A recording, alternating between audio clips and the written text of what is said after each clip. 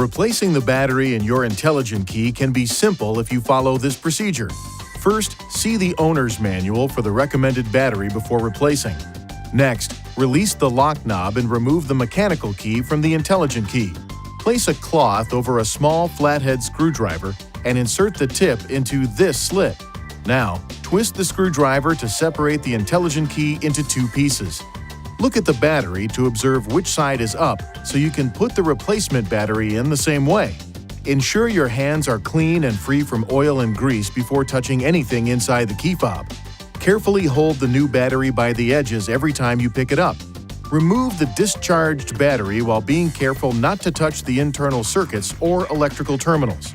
Gently place the new battery into the intelligent key with the negative side oriented in the same direction you noted during removal.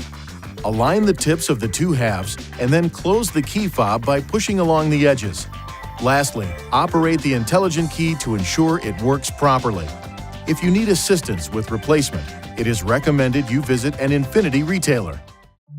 Please see your owner's manual for important safety information, system limitations, and additional operating and feature information.